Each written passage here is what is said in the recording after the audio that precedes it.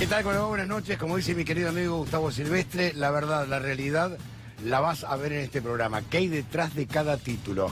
Hoy una jornada económica. La canasta escolar inalcanzable. El hashtag es a sacar punta, a sacarle punta al lápiz. Está Fernando Alonso, a quien saludo. Fernando, ¿cómo te va? Buenas noches. ¿Qué tal? Buenas noches. Un gusto estar con vos en esta nueva etapa del programa. A sacarle punta al lápiz. ¿Cuánto aumentó la canasta escolar? Más o menos. Bueno, mira, si tuviste una inflación de 47.6%, te imaginas que la canasta básica no va a quedarse atrás. 3.000 pesos es el costo de la canasta básica promedio que se calculó para este inicio de clases y que tiene un incremento que en algunos artículos está entre el 30 al 40% y en algunos casos llega al 50%. Otro tema central va a ser el tema Venezuela. ¿Qué pasa? Pedro Brigger, bienvenido. ¿Cómo estás, Pedro? Buenas noches. Una declaración del Grupo de Lima, este grupo que nació en el 2017 para ayudar a la caída del gobierno de Nicolás Maduro. Uno podría decir a provocar, a impulsar la caída del gobierno de Nicolás Maduro, que ahora decide incorporar a Juan Guaidó, el presidente de la Asamblea Nacional, autoproclamado presidente encargado, al Grupo de Lima. O sea, nació el Grupo de Lima para derrocar a Maduro y ya incorporan a otra persona. Muy complicada la situación en Venezuela, juegan muchos actores del escenario internacional. En instantes nos ampliamos, Pedro, ¿sí? Vamos a otro tema que nos implica a todos, nos complica a todos. El tema AMIA. AMIA, DAIA, atentado a la embajada de Israel, atentado a la AMIA. Habló quien representaba a Interpol mientras investigaba, cuando Nisman estaba investigando la causa o el memorándum de entendimiento con Irán. Pero fíjense lo que dijo Noble. Era quien manejaba Interpol. En instantes nunca fue citado a declarar por el juez Bonadío. Y es más, él se ofreció a venir a declarar. También llama mucho la atención el cambio de actitud de la AMIA con respecto a la DAIA. Y otro tema, el juez Casarello. A ver, los aportantes truchos pasan a ser un tema electoral. No es un tema penal. O sea, de ahora en más, duplicar una firma o inventar un aportante, falsificar un documento y falsificar una identidad es un tema electoral y deja de ser un tema penal. El Ursum le sacó a Casanelo la causa que investiga a los aportantes truchos de Cambiemos. Lo convoco a Fernando Alonso, venga conmigo, Fernando. Vamos a hablar de la canasta inalcanzable. Los estudiantes. Vamos a ver cuánto cuesta ir al colegio. Porque encima, recuerden ustedes un dato que no es menor, la mayoría en el conurbano va al colegio a comer. Y el presupuesto de los comedores escolares no aumentó y encima son 3.000 pesos la canasta escolar. Vamos a empezar a desglosarlo. Fernando, bienvenido. ¿Qué tal, Antonio? Con los... Ahí vamos, las placas. Aumentó del 2016 al 2019 el 206%. Tenés 3 años ahí, ¿eh? Sí. Ahí tenemos 3 años de ajuste. Vos fíjate que dejó de haber de referencia una canasta, como había con precios cuidados, que te marcaba una línea, que te marcaba un piso a los aumentos. Sin ninguna referencia del Estado, esto es lo que pasa con los precios. 206% sube en 3 años. Esta, hay que recordar, la fuente es la Universidad de Avellaneda, que hace unos trabajos muy interesantes comparando los distintos precios de la economía a lo largo de los últimos años. Por eso el hashtag es a sacar punta. Vamos con otra placa.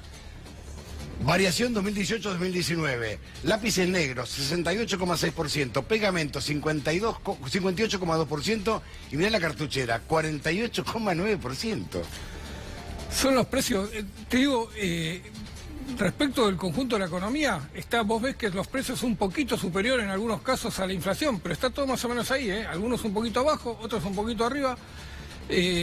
Va a haber muchos serios problemas en las empresas para vender, porque el poder adquisitivo cayó mucho y va a ser difícil darle todos estos útiles a un alumno que quiere empezar la escuela, ¿no? Te sumo más, el guardapolvo 45,4%, el cuaderno 44,3% y la mochila 41,8%. Vos fíjate que en un salario promedio de 20.000 pesos, ¿cuánto se hace 3.000 pesos? Un porcentaje enorme del salario, el 15%.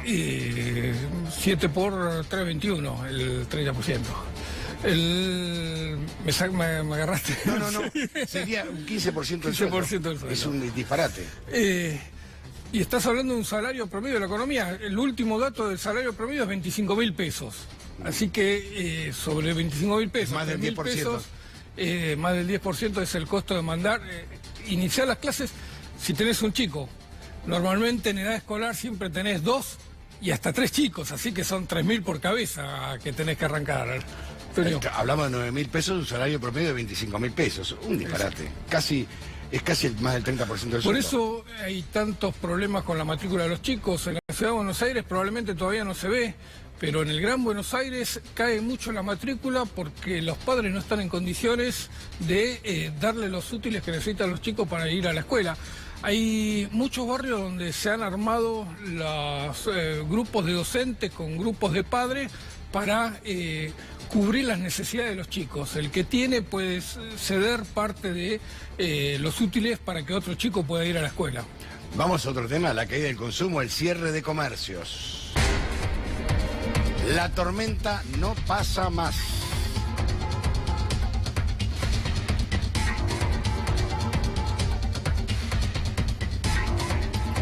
Fuerte caída de ventas en el verano. En enero cayó el 77,4%. Esto significa que en los comercios cayó el nivel de venta, no que cayó 77% el nivel de venta, sino que en prácticamente 8 de cada 10 negocios vendieron menos que un año antes. Vamos con otra placa.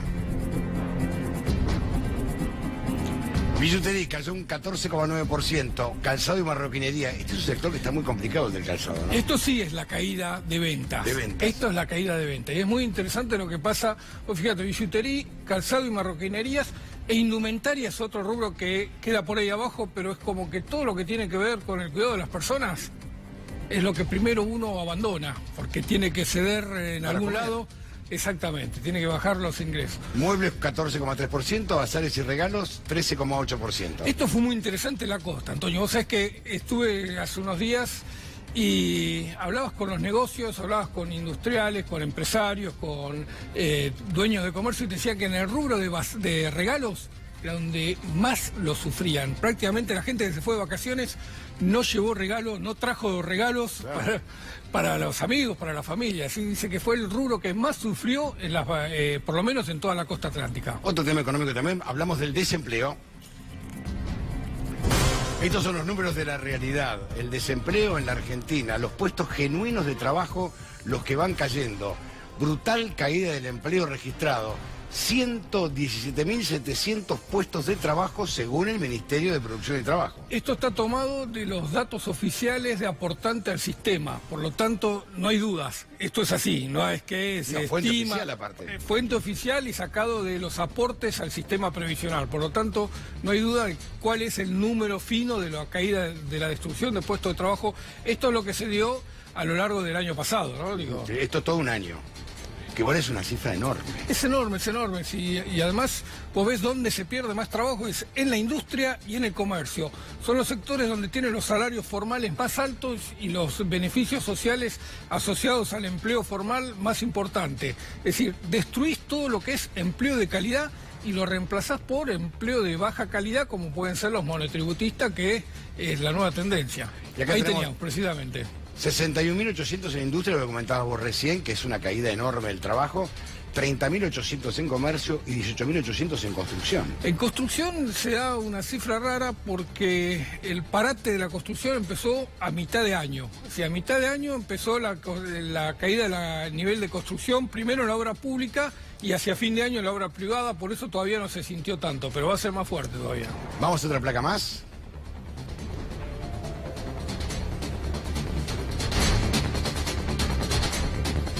Decíamos, en la provincia de Buenos Aires cayeron 47.000 puestos genuinos de trabajo. En la ciudad de Buenos Aires, 25.800. En Córdoba, 10.000. En Santa Fe, 8.500. Y reiteramos, en la construcción, 5.200. Hay una particularidad, Antonio. La mayor parte de todos estos puestos de trabajo se perdió en el último cuatrimestre de 2018. No es que todos los años, todos los meses del año pasado fuiste perdiendo empleo, entonces bueno, es más o menos estable. No, hay una aceleración en la destrucción de empleo que se dio en el último cuatrimestre. Por lo tanto, esto es piso, no es techo de destrucción de puestos de trabajo. En este primer cuatrimestre de 2019 seguramente vamos a tener cifras muy importantes de destrucción del empleo. Y esto como efecto dominó termina con el consumo, ¿no? Si no tenés empleo, hoy veíamos una nota de página 12 donde contaba lo que es la nueva pobreza en la ciudad de Buenos Aires y cómo había muchos nuevos pobres que habían perdido el empleo, pero otros que tenían empleo y que no les alcanzaba igual. Así que con la destrucción de empleo la pobreza se te dispara terriblemente. Quédate porque vamos a hablar de Nicolás Dujovne. El orgullo de Dujovne. Vamos con los textuales, ¿no? Definiciones del ministro de Economía, económicas de él. Desde el mes de septiembre nosotros pensamos que hemos logrado ordenar muy bien nuestro esquema macroeconómico. Vamos a decir que el ministro le otorgó un reportaje al diario La Nación que salió publicado ayer domingo y que dio mucho que hablar porque parecía que no sabíamos si estaba hablando de Argentina o de Suiza, donde supuestamente viven. Sí. Vamos con más placas del ministro de Economía. Tenemos un programa financiero. Bueno, este es un dato que yo no soy economista, ¿no? Pero dice, hablan siempre de finanzas, financiero, muy sólido, en el cual no necesitamos acceder a los mercados externos durante este año. Ya accedieron. No, los mercados externos no. Salieron con colocación de deuda en pesos en el mercado local. Pero es interesante, dice que no tenemos que ir a acceder al mercado externo porque tienen la plata del FMI. Claro, es decir, se la pidieron. No es que tienen la plata guardada en un cajón, no, la plata se las da el FMI. Después dijo, el consumo se va a sumar a la recuperación lentamente de la mano de la baja de inflación y la mejora en los salarios reales. Pues es que es muy interesante el razonamiento que tienen en este gobierno. Es decir, el consumo va a mejorar. ¿Dónde? No es que va a mejorar. Es que de un piso en el que cayó en este últimos meses de 2018, después de la brutal devaluación del peso, de la caída del salario real que llegó hasta 15 puntos, del efecto de la inflación. Bueno, ahora dice, ahora vas a mejorar. Claro, pero no recuperás, no volvés al punto de partida. Terminás siempre abajo del punto de partida.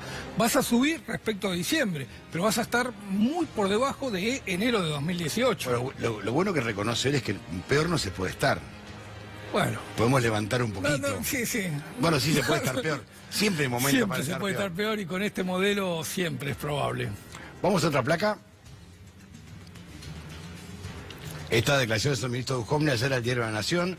Hoy ven que tenemos un programa financiero muy sólido donde ya no hay duda sobre la capacidad de la Argentina de completar su programa financiero en 2019 o 2020. ¿No te llama la atención que siempre hay programa financiero? Es un desesperado llamado a que compren bonos de la deuda argentina. Esto que está diciendo el ministro es, compren bonos, que se los vamos a pagar. Porque si no les compran bonos, no baja el riesgo país. Y si no baja el riesgo país, no pueden colocar deuda. Y si no pueden colocar deuda, todo esto se cae. Entonces, o sea que es un plan instalado para vender bonos argentinos. Exacto, sí. Esto lo que está diciendo el mercado es compren bonos, que tenemos los dólares del FMI, por supuesto, sí, no generados. Los genuinos. Para pagarle este año y ya casi tenemos cerrado el del 2020, que había grandes dudas. Entonces están diciendo compren. La expectativa inicial del gobierno fue demasiado optimista acerca de cuáles eran las chances de bajar drásticamente la inflación en un contexto en el cual todavía el Banco Central financiaba el Tesoro. Bueno, a ver, nos hemos cansado en este programa y creo que en muchos medios de repetir las declaraciones del presidente cuando estaba en campaña y aún como presidente, que bajar la inflación era fácil. Era fácil, que la inflación era un problema de malos gobiernos, de que con él la inflación se iba... Bueno, no fue que tuvieron expectativa demasiado optimista, fue que no tuvieron un programa económico consistente y los resultados fueron esos, chocaron la carecita. Bueno, la pregunta es esa, ¿no? ¿Cómo se sale de esto también? Porque el gran desafío es salir de esto. Pues según él, el 2020 va a estar bárbaro.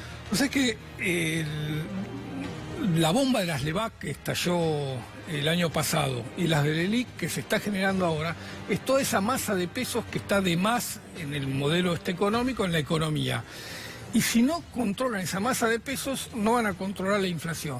Y lo quieren controlar dentro de las leyes o las reglas de mercado. Es decir, siguen generando deuda contra esa masa de dinero que quieren absorber. Eso es complicado lo que están haciendo. No es fácil de que lo puedan llevar adelante. Ahora sí tenemos las condiciones básicas como para que la inflación pueda mostrar un descenso gradual. En 2019, dice el ministro de Economía, la inflación va a ser sustantivamente más baja que el año 2018. Ya en enero fue alta. No, pero digo, tenía una inflación de 47.6% en 2018. Sustancialmente baja, dice, sustantivamente baja, 25, ponele. Es una inflación altísima. Es más alta que la que tuvo los últimos años el gobierno de Cristina Fernández. Entonces, ¿qué es sustantivamente más baja? Bajar de 48. Igual hoy salió el REM, esta encuesta que hace el Banco Central entre las consultoras, y el REM ya subió la expectativa de inflación para este año a 29%. Estaba en 28.7%, la subieron a 29%. Se van acercando al 30% que había como consenso en off, y al 35% que ya muchos están advirtiendo que puede llegar la inflación de este año.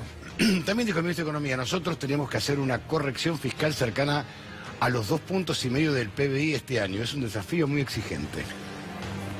¿Esto qué es decrecer? Esto es reducir el gasto público, es decir, menos servicios sociales, menos salud, menos educación, menos seguridad, menos obras públicas, si es que quedó alguna todavía en carpeta. Lo que está diciendo es un desafío muy exigente, ya no saben dónde recortar. Entonces van a ir por las jubilaciones, que es donde pueden recortar, donde tienen la masa de fondo que creen que no pueden pagar, y sobre los planes sociales. Aunque siempre digan que no lo van a hacer, cuando dice es un desafío muy exigente, está anticipando que van a recortar jubilaciones y planes sociales. Sobre la reforma laboral dijo, no le pondría ese nombre, lo llamaría modernizar, que es lo que está intentando llevar adelante el gobierno de la mano del ministro de Producción, Dante Sica. Modernizar es reducir, modernizar es cambiar los convenios colectivos de trabajo, según ellos. Pues es que la semana pasada hubo un intento de avanzar en la reforma laboral en el sector textil, a través de una modificación en el convenio colectivo de trabajo del gremio textil. Con el DNU famoso. No. Era un acuerdo entre las partes, entre el gobierno, empresas y sindicatos para modificar cláusulas del convenio colectivo que permitían la flexibilización. Salió los empresarios textiles, estaba obviamente una aguada dándole manija a todo esto. Salieron los empresarios y decían, señores, esto no es un problema de convenio colectivo, no es un problema laboral, esto es un problema de consumo. Si no hay consumo, no tenemos a quién venderle nuestros productos. Por más que no paguemos costo salarial, no podemos vender la producción porque no hay mercado interno. Resuelvan primero el mercado interno y después veremos si hay problemas con el convenio, si hay problemas laborales, si hay problemas sobre costo.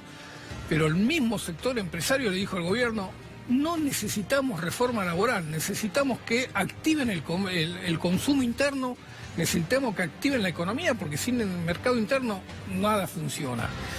El ministro le puede poner el nombre modernización, le pueden poner...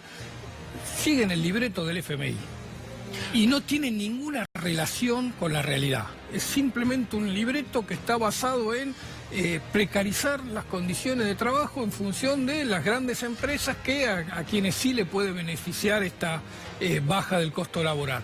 Pero a la economía argentina no le va a ser bueno ese planteo que tiene el gobierno. Gracias, pero vamos en la mesa, dale. Vamos a hablar de legisladores viajeros. ¿Quiénes son los que más viajaron? Vamos a hablar de los viajeros. Ahí tienen dos nombres que son los que más han viajado y han gastado. Esto es con plata del Estado, ¿no? No es con plata de ellos, de su bolsillo, ¿eh? Los diputados viajaron al exterior en 95 viajes oficiales, 61 de los 257. Los viáticos fueron por $78.522, casi 3 millones al cambio actual. Senadores, 33 de 72 hicieron misiones oficiales, viáticos por $49.350 y 27.030 euros, casi 3 millones también al cambio actual. Los que más viajaron, Federico Pinedo, presidente provisional del Senado, estuvo 26 días afuera del país, hizo 7 viajes, le amoraron $3.300 y 1.260 euros en concepto de viáticos, unos 178.300 al cambio actual. Viático es para que él se mueva en el país donde está, ¿eh? Fernando Iglesias, el gran denunciador, diputado nacional, pasó 45 días en el exterior, hizo 5 viajes y pasó por lugares como Nueva York e incluso hizo un tour por Europa, Roma, Madrid, Viena y Bruselas, con plata nuestra. 5.195 dólares en viáticos, casi 198.000 pesos.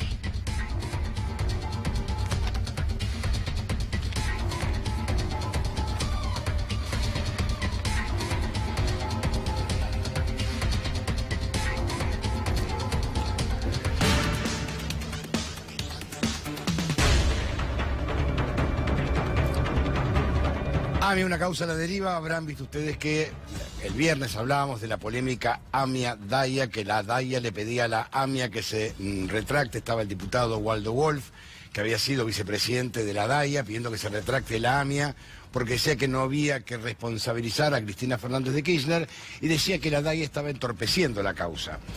Siempre se habló de Ronald Noble, que fue jefe de Interpol, y quien en su momento, cuando dijeron que se habían caído las alertas rojas, él mismo dijo, no, nunca se cayeron las alertas rojas, y es más, si quieren yo voy a declarar. Vamos a ver los textuales de quien fuera jefe de Interpol. Yo, Ronald K. Noble, nunca solicité inmunidad y no necesito inmunidad para declarar que ni Héctor Timerman ni ninguna persona del gobierno de Argentina solicitó nunca que las notificaciones rojas de Interpol AMIA fuesen retiradas o suspendidas. Fue secretario de Interpol. Por otra parte, el contenido de estos comunicados de prensa y la carta del consejero general Sawyer, que hacen absolutamente claro que las notificaciones rojas de la AMIA permanecieron inalteradas y válidas, fueron ampliamente reportados en los medios de comunicación y nunca cuestionados por nadie. He dado entrevistas a periodistas en Argentina, Estados Unidos e Israel, aclarando que ni Timerman ni ninguna persona de Argentina solicitó que se retiraran o suspendieran las notificaciones rojas de AMIA y que sigan siendo válidas y sin cambios después del memorándum. También dijo, he tuiteado una y otra vez para refutar las conclusiones erróneas y sesgadas dadas por el juez Bonadío en su informe acusatorio y para criticar los falsos y engañosos informes de Clarín sobre las notificaciones rojas de AMIA usando mi nombre, pero sin darme la oportunidad de responder. ¿Dónde estamos hoy? Héctor Timerman, un inocente y dedicado funcionario argentino, murió sin que se le diera la oportunidad de limpiar su nombre y argentinos inocentes permanecen injustamente encarcelados, privados de su libertad, familia y seres queridos. Las falsas historias de los medios continúan sin cesar. Leí hoy que la inmunidad para mí está siendo discutida cuando no quiero o necesito inmunidad para proporcionar ningún testimonio veraz.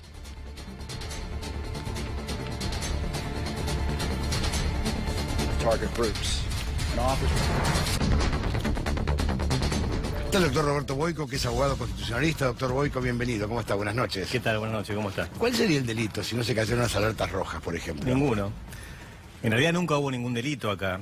Y justamente esta prueba, que es lo que está diciendo Ronald Noble, que hemos intentado convocarlo al proceso desde la instrucción, y paradójicamente cuando estábamos por convocarlo, las defensas así lo hacían o lo solicitaban, rápidamente el juez Bonadío cerró la instrucción y elevó la causa a juicio oral.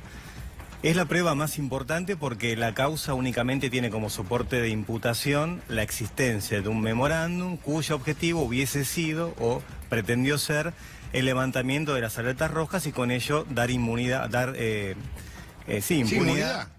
impunidad a los imputados iraníes. Eso no es cierto, lo hemos dicho un montón de veces, lo hemos solicitado, hemos intentado que venga a declarar, pero la verdad que la causa se va desmoronando poco a poco por los eventos que estamos conociendo en estos últimos días. En primer lugar, Noble no es la primera vez que tuitea, no es la primera vez que también hace declaraciones y también no es la primera vez que reclama de manera insistente la necesidad de estar frente al juez, cualquiera fuera él. Bonadío ya pasó en la causa, pero el tribunal... ¿no? Lo primero que debería hacer un juez es citarlo a él. Pero claro, pero es la prueba más importante. Él era secretario general de Interpol al momento en que supuestamente se había generado esta impunidad que quieren enrostrar respecto al memorándum. Bueno, si él, que era el secretario de Interpol, el encargado máximo de eventualmente sacar o retirar esas alertas rojas, y él dice enfáticamente y en forma insistente que no fue así, que no fue ningún funcionario argentino pidió el levantamiento, desagravia un poco o lo que puede respecto de Timerman, que ha sido un funcionario que en ningún momento se le puede indicar ningún tipo de reproche en esta causa, y ningún otro funcionario. Ahora, tengo otra pregunta de ignorante, ¿no? A ver, si ese acuerdo nunca se puso en práctica, sí, una parte lo rechazó. Nunca se pidió que caigan las alertas rojas. Ahora les invito a todos a que compartamos un poquito esta reflexión, ¿no? Entonces, ¿dónde está la causa? ¿En qué se sustenta la causa? No, la causa es un relato ficcional, novelesco, en el cual supuestamente todo esto se hizo para generar una imagen pública, pero del otro lado, o en forma oculta, aparecían negociados y aparecía el punto clave, que es el levantamiento de las alertas rojas. Por eso insisto, que si Noble dice y repite hasta el cansancio, hoy con 18 tweets me parece, sí, y piden en forma hasta desesperada que declaren el juicio, y nosotros lo hemos pedido, no hay más causa. No hay más causa, y esto poco a poco se va dando con tal contundencia que la verdad que nosotros no podemos más que solicitar hasta, no sé, una convocatoria previa o algo para que lo citen a declarar. Pero sí, pero ya lo hemos pedido todos y queremos que venga en cualquier lugar del mundo, pero es esta prueba y esto que está ocurriendo ahora desmorona completamente la causa. ¿Necesita algún tipo de inmunidad para venir al país? Otra cosa que es una locura, no necesita ninguna inmunidad. Primero porque no está imputado en la causa y segundo porque es un ciudadano común y corriente. Él lo dice en estos tuits. En el año 14 dejó de ser secretario general, que tampoco como secretario general de Interpol requería no tiene ninguna inmunidad. No es un presidente, un legislador de un país, no. Ni un embajador tampoco. Tiene un cargo muy importante, eso es cierto, pero no requiere ninguna inmunidad. Y aparte, él quería venir. De hecho, lo pidió antes de la elevación de la causa a juicio. Por eso Bonadio rápidamente cierra la causa, manda el paquete y ahora estamos en esta etapa de prueba que todavía... Ahora, también está Irina Hauser, que es colega, periodista, gracias por estar, Irina. Entonces uno se pregunta, cuando llega a la Cámara, ¿no? Llega al tribunal oral, sí, y empiecen a... ¿Cuál es el delito que van a tratar? Porque no hay delito. No sé. Porque esto es un galimatías, porque no hay un delito. Sí. Pero aparte, quiero dejar algo en claro, la imputación que hace el fiscal que pide la elevación a juicio dice claramente, el delito es haber hecho el memorándum para el levantamiento de las alertas rojas. Ese fue el objetivo supuesto de este plan. Que el propio secretario general de Interpol en aquel momento dice, esto nunca ocurrió, no me lo pidieron, también hay otros funcionarios que es un consejero general. Nosotros también nos enteramos que Bonadio le declara la guerra a Irán también, ¿no? Porque bueno, sí, eso a la patria. Eso es un disparate un disparate jurídico que es pocas veces visto, ¿no? Increíble, pero bueno, existe. Pero lo cierto es que si la imputación por el cual la causa se eleva a juicio es esa, y el secretario general de Interpol en aquel momento dice que nunca hubo ni levantamiento, ni pedido de levantamiento. Es más, hay reforzamiento del mantenimiento de las alertas rojas, y eso lo dice también un consejero que es Solier, que inclusive le dice que llamen al magistrado francés para que declare, que también lo hemos pedido todas las defensas. ¿Cuál es la negativa? Porque, a ver, un defensor argumenta, porque yo pido que el señor Noble acá. ¿En qué lo argumento? En esto. ¿Qué te dice Bonadio cuando le dice, mira, es esto? Que no es una prueba necesaria para cumplir en ese momento. La y que caída de la alerta roja no es una prueba.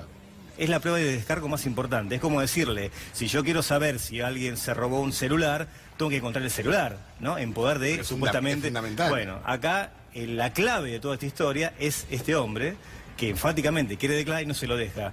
Y lo hemos pedido y Bonadio dijo, no hace falta ahora porque tengo otra prueba que no es ninguna, sino que es un relato novelesco, insisto, por lo cual puedo elevar la causa a juicio. Bueno, nosotros queríamos que venga, ¿no? O que se lo convoque por medios procesales idóneos en cualquier lugar del mundo y que diga esto, pero que lo diga en el marco de la causa judicial. Sí, bajo juramento. Claro, bajo juramento y aparte en el marco de la causa judicial, porque esto son incorporaciones probatorias de carácter documental que nosotros no queremos solamente esto. Por supuesto que lo vamos a presentar, esto está clarísimo.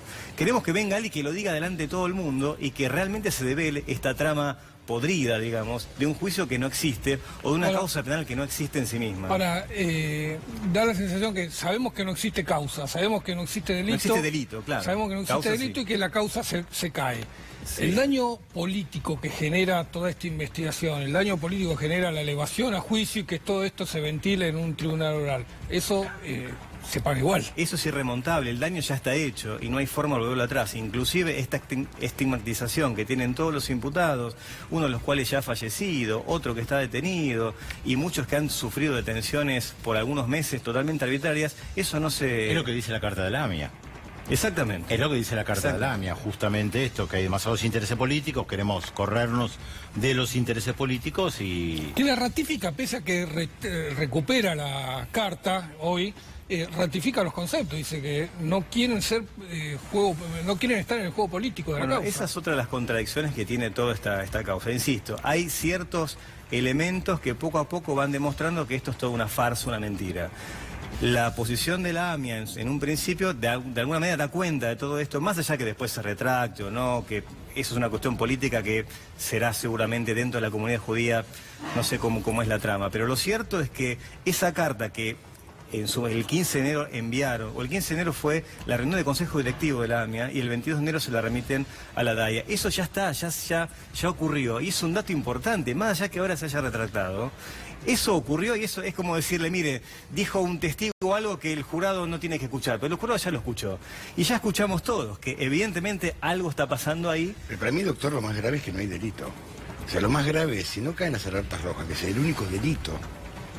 Sí. Pues el delito sería Sí. una causa penal. El encubrimiento es una forma de tratar de que alguien mantenga impunidad. Por ejemplo. Y el delito que se investiga acá es encubrimiento. El hecho del encubrimiento es un memorándum, un instrumento internacional firmado por 200 legisladores. Que nunca se llevó a la práctica. Claro, pero eso no es lo importante. Hasta yo le diría, esto es un dato más que no se puso en funcionamiento. Lo más importante, de acuerdo a cómo se encaró la imputación, es que este memorándum tenía como objetivo el levantamiento. Eso es el punto clave. Y estamos escuchando, estamos leyendo los tweets de este exfuncionario de Interpol con la importancia y envergadura que tiene, que está diciendo, bueno, esto es una mentira, y está también inclusive estableciendo alguna crítica a ciertos periódicos nacionales, ¿no es cierto? Ahora, Irina, ¿no? Uno empieza a ver, digamos, el accionar de Bonadío. Participen todos, a mí me gusta la participación. Roberto Bardel, bienvenido. Digamos, una causa que en realidad nace como una causa política. Porque yo creo que el punto más grave es que esta causa nace como una causa política y es una frase más vieja del derecho que cuando la política entra por la puerta de tribunales, la justicia se escapa por la ventana. Eso es más viejo que el mundo. Entonces, ¿cómo se puede, hacer jurídica una causa política? Porque ese es el disparate más grande. Y acá lo han hecho, la verdad que acá lo han hecho. Pues es el disparate más grande. Y va a haber un juicio oral. No, pero igual a mí me parece interesante que a esta altura del partido se haga el juicio oral. Porque ahí es... Usted me da un segundo que tengo que ir a Mar del Plata, que está Sergio Massa. Sí, cómo no. Sergio Massa está en Mar del Plata. Sergio, ¿cómo le va? Buenas noches. Antonio Fernández Llorente te saluda. ¿Cómo estás? Hola Antonio, ¿cómo te va? Muy buenas noches. ¿Cómo estás vos? Bueno, una alternativa federal en Mar del Plata y haya convocado a una unidad. Sí, yo creo que la convocatoria es algo mucho más importante, que es a un gran acuerdo por Argentina, es a definir políticas de Estado, es a invitar a los argentinos a recorrer un camino en el cual tengan certezas, para que no vayamos y volvamos nunca más sobre algunos temas, a definir una política educativa donde la robótica, la informática, la programación sean parte de la currícula. Como es el caso de Misiones con la Escuela de Robótica, o de Tucumán con la Escuela de Ciencias, a definir una política en materia de igualdad o de igualdad de derechos entre hombre y mujer en la Argentina, entendiendo que en la Argentina hoy las mujeres por el mismo trabajo cobran el 26% menos del sueldo, a definir una agenda de desarrollo económico y de desarrollo federal, donde el trabajo, la producción, sean los protagonistas centrales, donde el instrumento del crédito no sea para los que timbean la plata y se la llevan después afuera, sino para los que todos los días levantan una persiana y generan trabajo en la Argentina, a definir una política que además termine con esta locura en la que 10 amigos del presidente se llevan sobre el bolsillo de 25 millones de argentinos, 1.400% aumento en la luz y en el gas, y establecer que en la Argentina el coeficiente de variación salarial es el camino sobre el cual se ajustan los servicios. Ni la luz, ni el agua, ni el gas pueden aumentar más que lo que aumentan los salarios, como una forma de lograr un equilibrio. Es una invitación a que la Argentina tenga un acuerdo permanente en materia ambiental, para establecer presupuestos mínimos, para cuidar el lugar que le vamos a dejar a nuestros hijos. Vos fijate, Antonio, que solo el año pasado la Argentina perdió 6.500 millones de dólares por catástrofes climáticas. Y a definir un modelo productivo.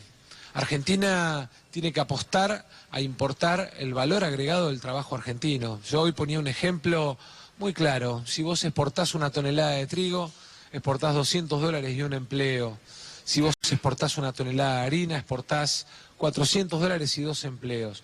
Si vos exportás una tonelada de fideos, exportás $1.100 y 7 empleos más que los que ya acumulaste en la cadena de valor anterior. Entonces, sin duda que Argentina tiene que exportar fideos y no trigo.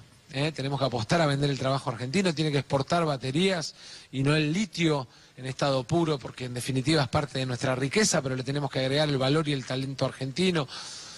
Hoy poníamos el ejemplo de cuánto vale un kilo de auto y cuánto vale un kilo de satélite, ¿no? Y entonces apostar a reconstruir esto que este gobierno destruyó en materia de ciencia y tecnología, en materia de INVAP, en materia de el desarrollo de ARSAT, que son instrumentos que el Estado tiene para promover valor en la Argentina. Pero fíjate vos que el gobierno festejó con bombos y platillos haber exportado 6 millones de dólares de limones a Estados Unidos, y nos enteramos algunos que no festejó cuando vendió un reactor nuclear hecho en Argentina por técnicos científicos argentinos. Esa es un poco la concepción de este gobierno. Sí, yo te vuelvo a repetir, hoy estuvo Claudio Fernández acá. Es uno de los científicos más importantes de la Argentina. Estuvo exponiendo para más de 1.200 jóvenes. Un talento único, dirige en el mundo la lucha y la cura, o el proyecto de cura del Instituto Max Planck a nivel mundial contra el Parkinson y contra el Alzheimer. Es un argentino y un equipo de argentinos que desgraciadamente viven del financiamiento alemán, está en Rosario.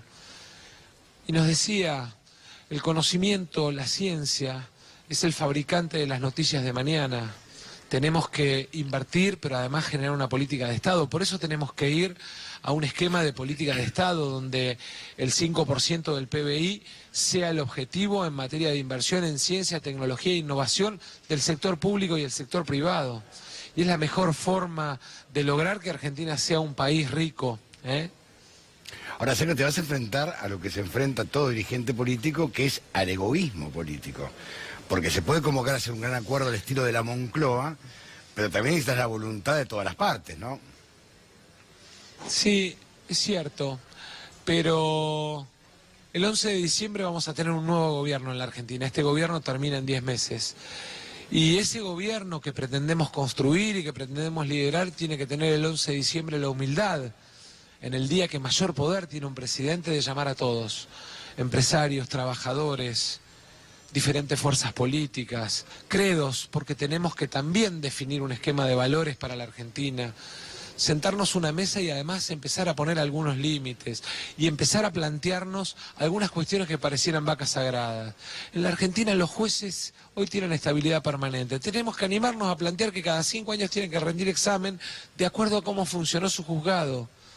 Si resolvieron bien, siguen y pueden ascender. Si resolvieron mal, afuera. Porque si no, pareciera que todo el tiempo convivimos con la idea de la impunidad en la Argentina. Y ese es el desafío, el sentarnos a una mesa y entre todos ponernos de acuerdo sobre estos temas. Ahora, cuando decís todos, una pregunta que te han hecho, creo que desde hace una semana hasta hoy, creo que cuanto medio estuviste te hizo la misma pregunta. ¿Todos incluye inclusive Unidad Ciudadana? Te lo hicieron todos, vas a contestar lo mismo que todos, pero bueno, puede preguntarlo. Yo al votante de Unidad Ciudadana, con mucho respeto y aceptando, digamos, la elección que hace, solo le diría que necesitamos tener candidatos que le ganen a Macri en segunda vuelta, no que pierdan, para construir un nuevo gobierno, para construir una nueva mayoría. No nos alcanza con la idea de que la pelea sea en función de la revancha o de la venganza, no. Tenemos que construir abrazando a todos los argentinos, con mucho respeto y respetando a cada uno y su decisión y su voluntad. La clave aquí es, como decías vos bien, es tener la grandeza y la humildad de no ser fundacional, te lo escuché más de una vez, pero sí sentar a todos en la misma mesa y empezar a discutir políticas de Estado de acá a 15 años, para que no vuelva el neoliberalismo o esto, lo otro. Pero es que además Argentina tiene que definir su proyecto de desarrollo como país. Y definir ese proyecto de desarrollo como país para que tengamos generaciones ricas requiere pensar, por ejemplo, el programa educativo a 20 años. Definir la política de inversiones en infraestructura a 20 años para que los diques, las represas, las rutas no dependan del dedo de un presidente que llega o no llega, y que cambie de acuerdo al color político del gobernador. Porque si no nos termina pasando que en una provincia cuando gobierna uno hay obras y en otra no hay obras y estamos siempre en el... ¿Sabes cuál es la sensación de muchos argentinos? Y esta recorrida por Tucumán, por Salta, por Mendoza, por la provincia de Buenos Aires, me lo ha de alguna manera transmitido mucho la idea de que avanzamos, retrocedemos, y entonces estamos siempre en el mismo lugar y nos hundimos. Pongámonos de pie, porque además este gobierno pretende instalar la cultura de la resignación. No hay otro camino, es el ajuste y pretende arrodillar a los argentinos. Pongámonos de pie, devolvámosle la esperanza a la gente. Transmitámosle que la idea de construir una nueva mayoría es una responsabilidad, pero además un compromiso con nuestra patria, con el valor de nuestra riqueza ictícola, con el valor de nuestra cordillera, con el valor de nuestros productores que hacen fruticultura, que hacen vitivinicultura, floricultura, con el valor de nuestras pymes, de los tipos que se levantan a las 5 de la mañana a trabajar por un sueldo que no les permite pagar el alquiler y la luz y el gas. Por ellos. Lo que pasa, Sergio, que va a ser una tarea difícil, va a ser un 2019 muy complejo. Van a dejar una herencia realmente. Yo no me resigno, yo estoy de pie, no me resigno, estoy de pie y estoy decidido a ayudar a construir esa nueva alternativa. Y si me toca liderar, lideraré, y si me toca otro lugar, lo haré con mucha alegría y responsabilidad. Vivo en este país, hoy no tengo cargo político, soy abogado, trabajo en mi estudio y hago política porque tengo pasión por la Argentina, no por una vocación profesional. No soy un político profesional, en todo caso soy un apasionado de la Argentina que cree que en el Estado está la solución de los problemas de los argentinos. Y sin lugar a dudas, un Estado que se ha retirado enormemente, inclusive de los lugares más necesitados, de la escuela pública, de la salud pública, de los barrios más carecientes. Se ha retirado el Estado. Y por eso la Argentina nos duele hoy. Ahora tenemos que transformar el dolor en esperanza, no nos tenemos que quedar resignados y de brazos cruzados, ni con bronca, ni con nostalgia. Tenemos que animarnos a construir ese nuevo gobierno que la Argentina necesita.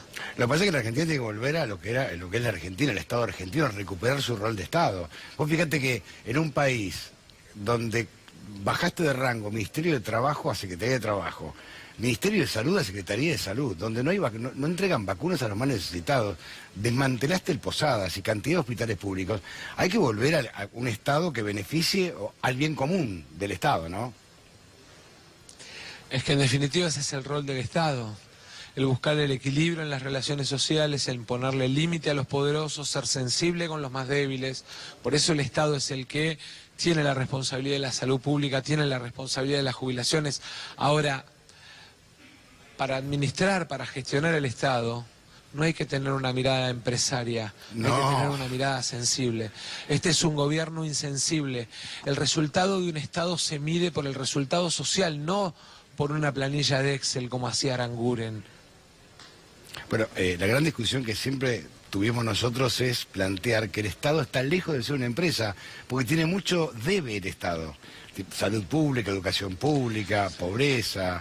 Y siempre te falta, y cuando lograste un piso la sociedad te reclama más, y cuando lograste otro escalón la sociedad te reclama más. Y eso es lo maravilloso que tiene la Argentina, que por tener una maravillosa clase media tiene la idea de movilidad social ascendente.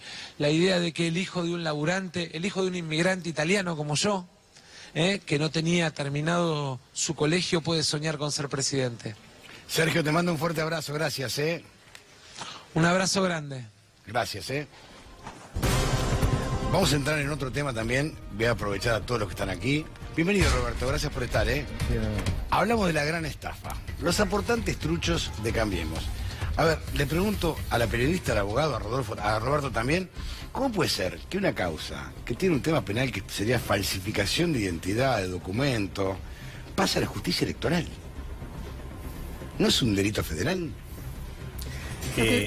Perdón, no, Irina. No, te hago un panorama un poco de lo que viene pasando, porque hoy hubo una noticia importante en este tema que tiene que ver con una decisión del presidente de la Cámara Federal, que es Martín Irursun, que le da un golpe fuerte a la investigación.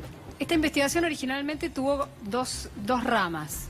Se origina con una denuncia de un periodista, una revelación periodista de Juana Morín, donde muestra que una gran cantidad de personas que percibían planes sociales figuraban como aportantes a la campaña de Cambiemos del año 2017 en provincia de Buenos Aires. Pero con el correr de los días empiezan a surgir otros datos que además van revelando que un mecanismo igual o similar se aplicó en la ciudad de Buenos Aires, ¿no? La primera investigación la hace el fiscal Jorge Dilelo en Comodoro Pi, pero termina siendo una denuncia en la provincia de Buenos Aires. De todas maneras queda una denuncia en Comodoro Pi, claro. Pero esto es un poco una trampa, porque así es como se va empiojando una investigación, ¿no? Que se la va fragmentando y que se van investigando distintas cuestiones. ¿Por qué es clave lo que pasa hoy? Que no tiene que ver... El pase a la justicia electoral ya fue hace un tiempo, lo decidió la Cámara Electoral y esto atañe a la provincia de Buenos Aires. La parte de la investigación que estaba en la provincia de Buenos Aires, que estaba a cargo del juez Ernesto Kreplak, estaba en un punto fundamental. ¿Sabés qué había hecho el juez Ernesto Kreplak? Había citado al periodista Hugo Alconada para que ratificara algo que estaba escrito en su libro, que decía que Mauricio Macri, cuando hacía campaña para presidente, le pedía a los empresarios el 1% de su patrimonio en negro. Estaba en ese punto de la investigación. Acababa de citar al Alconada y estaba revelando cómo es que llegaba el dinero para Cambiemos. Y, por ejemplo, había detectado que en cajeros cercanos a la Casa Rosada ingresaba ese dinero. ¿En qué estaba la causa en Comodoro Pi? A cargo del juez Sebastián Casanelo. También estaba en una etapa importante. ¿Pero tiene el nombre de quién? ¿Del partido? Claro, a Cambiemos se lo entregaban. Lo que pasa es que el dinero no se sabe el origen. Ese es el punto, ¿no? ¿Cuál es el origen? El lavado de dinero sería entonces. Podría ser lavado de dinero. Es lo que investigaba. Roberto le sorprende, ¿no? Con todo esto. De hecho, el juez Ernesto Kreplak lo que investigaba era una posible asociación ilícita, posible lavado de dinero, también la usurpación de las identidades. La Cámara Electoral dice no, que pase al juez Adolfo Sciulu, que es un juez electoral, y es una forma de diluir la posibilidad de una responsabilidad penal. Vamos a investigar si hubo fraude electoral, por ejemplo. Sí, eso. ¿Qué atañe? Una multa, una suspensión dentro de 3, 4 años, nunca se sabe. En Comodoro Pi, la causa a cargo del juez Sebastián Casanelo, ¿en qué estaba? ¿Con qué se había quedado el juez Sebastián Casanelo? Después de varias resoluciones, incluso una también de Martín Irursun solo, que intentan quitarle la investigación o ir también diluyéndola. Él estaba investigando primero la responsabilidad de funcionarios del ANSES. ¿Por qué? Porque se usaron bases de datos del ANSES para usar los nombres de personas beneficiarias de planes o de monotributistas Ahora, tengo una pregunta sociales. cortita. ¿Es verdad que también todas las listas de candidatos a concejales de la provincia de Buenos Aires figuran como aportantes? Todas no, algunas figuran enteras. ¿Enteras? Algunas figuran enteras de la lista de candidatos a concejales y de consejeros escolares. De hecho, algunos de ellos salieron en su momento a decir públicamente: yo no puse los 50.000 pesos que figuran acá. Claro. Pero Casanelo tiene otra cosa clave en esa investigación, que tiene que ver con empresas contratistas en la ciudad de Buenos Aires que aparentemente la sospecha es que ponen plata. Las empresas no pueden poner plata para la campaña. Está prohibido por ley. Pero ¿qué sucede? Aparecen empleados de estas empresas como si ellos fueran los aportantes a la campaña. No la empresa, sino el empleado, o sea, como algo personal. Una de ellas es una empresa de seguridad que se llama Murata, que además es contratada por la Ciudad de Buenos Aires para múltiples actividades de seguridad, ¿no? Entonces, ¿cuál es la sospecha ahí? ¿No te suena algo este mecanismo de contratar empresas después de recibir algún favor? Bueno, pero por eso mismo la idea de la ley o la esencia de la ley que prohíbe que las empresas financien campañas políticas es para después no recibir favores. Bueno, exactamente. Entonces, eso sería lo ideal. en este punto de la investigación es que el juez Martín Irurzun dice, lo saca a Casanelo con una resolución insólita, donde ni siquiera explica por qué. Le dice que es errático, que no se entiende por qué se queda con una parte de la investigación. Y si vos miras una resolución del mes de diciembre de Casanelo, te escribe punto por punto por qué se queda con una parte, por qué no se queda con la otra. ¿Por qué se queda con la investigación sobre funcionarios del ANSES? ¿Por qué se queda con la investigación sobre estas empresas contratistas de la Ciudad de Buenos Aires? Porque atañen a delitos federales posibles, uno puede ser lavado de dinero, y porque ocurren en la Ciudad de Buenos Aires y tienen que ver con la campaña presidencial del año 2015. Entonces, este es el momento en que en Comodoro Pi le sacan la causa a Casanelo, la mandan a sorteo y mañana vamos a saber a qué juez le toca. Ya te lo firmo. Igual te puedo anticipar. Claudio se llama. No sé, porque hay una investigación paralela que surge a raíz de una derivación de todo esto que la tiene Ariel Lijo, que podría llegar a reclamar la competencia o que alguien vaya y plantee que se la quede Ariel Lijo, ¿no? Que es alguien que tiene sintonía además, por lo menos con Martín Irurzun. Puede ser que le toque a otro, no lo sabemos. Pero ¿qué produce esto? Va pasando el tiempo. Si vos te fijas, la investigación sobre los aportantes truchos empieza en junio del año pasado. La investigación de los cuadernos, de las fotocopias, de los cuadernos, empieza mucho después. Están todos presos. Están todos presos. Acá no llamaron a nadie indagatoria. ¿Por qué? Porque fueron todo el tiempo poniendo obstáculos los propios integrantes del sistema judicial, ¿sí? Y en el caso de Comodoro Pi, ¿sabes quién? El propio fiscal, Carlos Stornelli, que es el mismo fiscal de la causa de los cuadernos, que se opone a que la competencia la siga teniendo Casanelo en este tema, ¿no? Un disparate. ¿Qué va? ¿Cómo anda, Roberto? Docentes detectaron que estaban en las listas como También. aportantes, hicieron la denuncia. Bueno, el intendente de Mar del Plata dijo, yo no hice ningún aporte y figura como aportante. Roberto, lo dijo ¿empiezan públicamente. ¿Empiezan las clases o están muy lejos de la paridad? Nosotros estamos tratando De empezar. de todos los medios, por todos los medios, que la gobernadora nos convoque, porque hay una situación muy compleja en la provincia que tiene que ver con escuelas seguras, que lo venimos reclamando el año pasado, se cumplieron 6 meses, De acuerdo. lamentablemente, El fallecimiento de de Sandra Rubén. 2 docentes que en la Argentina, en la provincia de Buenos Aires, en una escuela pública, mueren por la desidia, por la inacción y por el ajuste del gobierno. Porque le advertimos antes que sucediera ese hecho, varias veces, las dificultades que teníamos en muchas escuelas públicas de la provincia que no tenían las mínimas condiciones. Claro. De higiene y seguridad, escuela segura. pero aparte una la- locura, podía haber sido una tragedia mucho peor. mucho peor de lo que fue. Aparte ya venían denunciando esos mismos docentes que había olor a gas. Que había olor bueno, y Y nosotros mandaban un gasista cualquiera. pedimos reuniones, no nos llevaron. Entonces queremos discutir con la gobernadora sobre el estado de las escuelas, la inversión que se necesita, sobre el salario docente, que el año pasado, ustedes se acordarán que la gobernadora hizo varias conferencias de prensa diciendo que el aumento que le estaba dando a los docentes acompañaba la inflación. Bueno, esto no es verdad. O sea, le mintieron a la sociedad durante todo el año pasado. El aumento terminó en un 30-32%, después de la lucha que llevamos adelante nosotros, porque hubo un decreto de la gobernadora Vidal de septiembre del año pasado que decía política salarial 2018, 19%, no lo habían publicado, nosotros lo hicimos conocer, nos llegó y lo hicimos conocer, llegamos al 30-32%, la inflación fue del 47,6%, según datos del INDEC. Ciencia abajo. Claro, y si tomáramos la inflación de los salarios por debajo de la línea de la pobreza, que son salarios de abajo de 25.000 pesos, es 53,9 la inflación. Entonces hay una pérdida importante del poder adquisitivo de los docentes. Primera cuestión. Segundo, el tema de la situación de las escuelas. Durante enero, ¿por qué razón no nos convocó la gobernadora a discutir? Si la mayoría de los chicos no están en la escuela. Hay varios que están por las escuelas de verano. Ahora, la mayoría de los chicos no están en las Aclaremos, escuelas. Roberto, que la escuela de verano es para que vayan a comer Y hacer algunas y actividades. y estén incluidos. Ahora, pero en enero, ¿por qué no nos convocaron? Se perdió un tiempo valioso. ¿Tuviste de vacaciones en enero? Capaz que te llamó y no te encontró. No, sí, que no nos llamó porque nosotros lo hicimos desde los primeros, o sea, el 28 de diciembre, el 27 de diciembre, hicimos un video con los integrantes del Frente de Unidad Docente. Y los primeros días de enero le volvimos a reclamar que nos convocaran. Y no convocaron. No nos convocaron, le presentamos una nota hace 2 semanas a la gobernadora, al director general de Cultura y Educación y al ministro de Trabajo. A la gobernadora y al director general de Cultura y Educación diciendo, queremos discutir, primero escuelas seguras, la pérdida del poder adquisitivo del salario docente, ausentismo docente, ahora no discuten más, ahora lo van a volver a plantear en la paritaria para intentar deslegitimar, ya no lo discuten más. Formación docente, institutos, actualización docente, que no cierran escuelas, la necesidad de abrir escuelas, porque el gobierno de María Eugenia Vidal, igual que el de Larreta, cierra escuelas. Ha cerrado escuelas rurales, impedimos que cerraran escuelas de isla, en realidad las cerraron, ¿te acordás? Las volvieron a reabrir.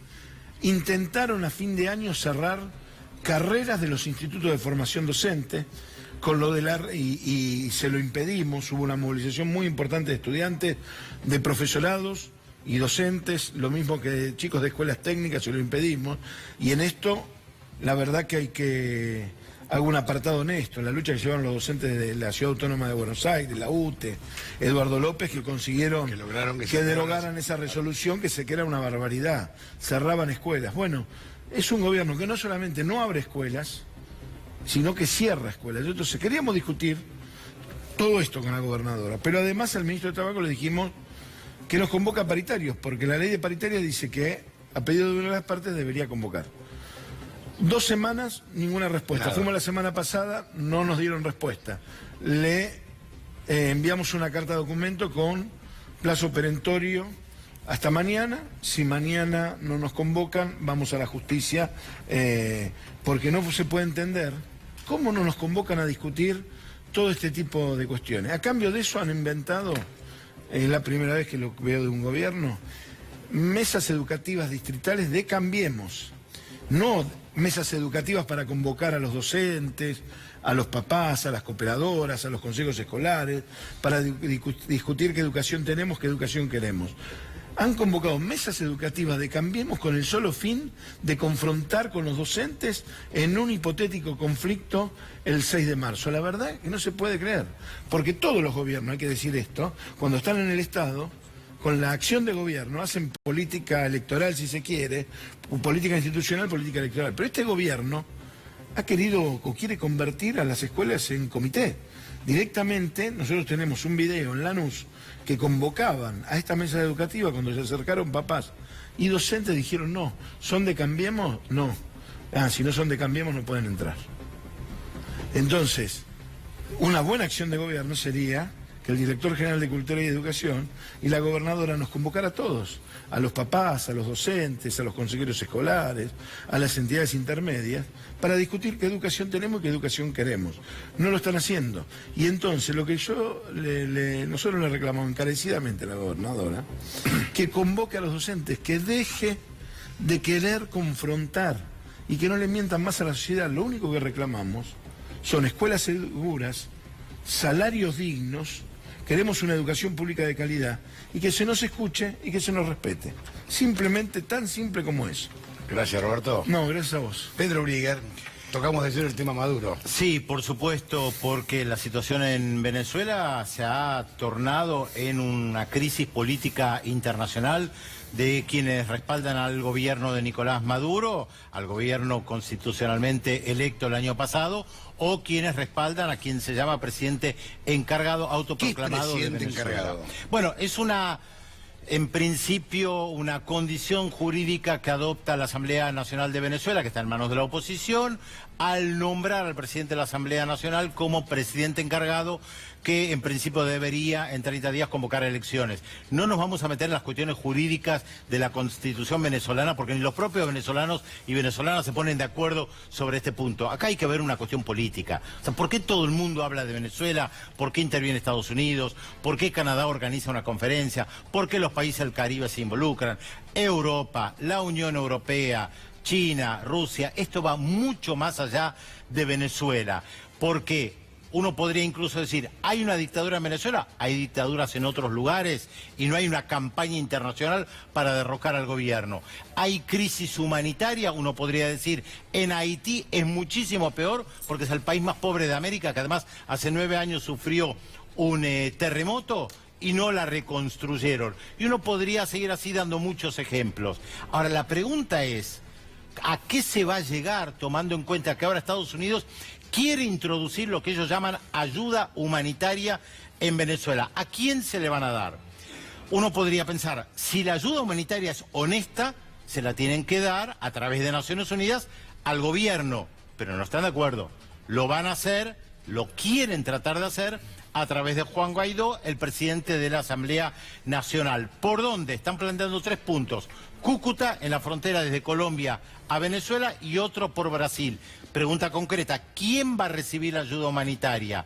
¿El gobierno de Venezuela o una entelequia de un presidente autoproclamado, pero que viene con la gran fuerza de los Estados Unidos? Hoy el Grupo de Lima, el llamado autoproclamado Grupo de Lima, que no existe formalmente en Naciones Unidas ni en ningún organismo internacional, emitió una resolución justamente planteando la ayuda humanitaria e incorporando a Venezuela a este Grupo de Lima. Resolución que no fue firmada ni por México, ni por Guyana, ni por Santa Lucía. Pero es un paso más para quitarle poder al gobierno de Nicolás Maduro. Hay que recordar un tema. Los últimos casos donde hubo gobiernos paralelos a un gobierno en un país fueron Libia y Siria. Son los últimos antecedentes que terminaron en guerras civiles y países destruidos. No hay que menospreciar la experiencia de lo que pasó, no hace 200 años, hace muy pocos años en Libia y Siria. La pregunta es, ¿será este el escenario? Uno no lo sabe. Pero un dato interesante, el presidente de Bolivia, Evo Morales, dijo que acá lo que buscan es una intervención en Venezuela y en Bolivia. Hace horas nada más, 3 senadores en el Congreso de Relaciones Exteriores de los Estados Unidos plantearon un proyecto de resolución para que Evo Morales no se pueda presentar como candidato a la presidencia este año. O sea que dirigiste la elección de Estados Unidos. En Estados Unidos dicen que... O sea, vos imaginate el Congreso de la Argentina diciéndole a un candidato en los Estados Unidos que no se puede presentar. Bueno, eso es lo que significa ser la primera potencia mundial. Ahora, si alguien realmente cree que lo hace en nombre de la democracia, sin menospreciar a muchos niños y niñas que nos miran, bueno, es realmente creer en las cuestiones mágicas o en los Reyes Magos. Es tan importante esto que un cantante tan importante como Roger Waters se expresó al respecto. Vamos a ver el tuit que emitió muy fuerte diciendo: saquen las manos de Venezuela, esto soy, detengan esta última locura del gobierno de los Estados Unidos, dejen al pueblo de Venezuela, solo tiene una democracia real, dejen tratar de destruirlo para que se pueda saquear su aceite, en realidad se refiere a su petróleo. Estados Unidos saquen las manos de Venezuela. Está claro que el petróleo juega un rol muy importante. Pero aparte, Pedro, acá la realidad es que los países más importantes van a cortar Venezuela en tajos. Bueno, no van por el pueblo venezolano. Esta es la pregunta, por eso planteo, si la ayuda humanitaria es realmente ayuda humanitaria, esto lo podría coordinar la Cruz Roja, las Naciones Unidas con el gobierno de Venezuela. Pero cuando se mete la USAID, el organismo de los Estados Unidos de ayuda, y uno ve los testimonios de los principales funcionarios de la USAID en contra del gobierno de Nicolás Maduro, la verdad, duda bastante. Ahora, Pedro, de las buenas intenciones. Las dos experiencias que vos decís de gobiernos paralelos fueron impulsados por Estados Unidos, esos gobiernos paralelos. Por Estados Unidos y por la Unión Europea en gran medida, efectivamente. Lo mismo que están haciendo en Venezuela. Es decir, los dos países terminaron en guerras civiles, igual que uno cree le va a pasar a Venezuela si sigue esta... Acá, desde el 2005, cuando se le dijo que no al gran proyecto de Estados Unidos, que era el ALCA, hay una batalla por parte de Estados Unidos de destruir a todos los organismos regionales. En gran medida lo ha logrado con gobiernos afines en este último tiempo. Y Venezuela es un escollo fundamental para esto, para quitar la ola progresista que hubo en estos últimos 20 años en América Latina. No es ayuda humanitaria, no es por dictadura, no es por violación a los derechos humanos, es porque por podría... ALCA. ¿Cómo? Es por el ALCA. Es por el ALCA, es por el petróleo, es por el poder geopolítico, es la famosa doctrina Monroe. Reitero, uno podría dar muchísimos ejemplos de la situación política internacional. Recordar nada más que en octubre un periodista saudí entró al consulado de Arabia Saudita en Estambul y todavía no sabemos si lo cortaron en pedacitos o si lo disolvieron en algún tipo de ácido. Y de eso parece que no se habla mucho más porque todos tienen grandes negocios con Arabia Saudita, que es un aliado fundamental de Estados Unidos. Muchas gracias a todos por haber venido. Gracias, ¿eh? Vos te quedás. Hacemos una pausa, ya venimos.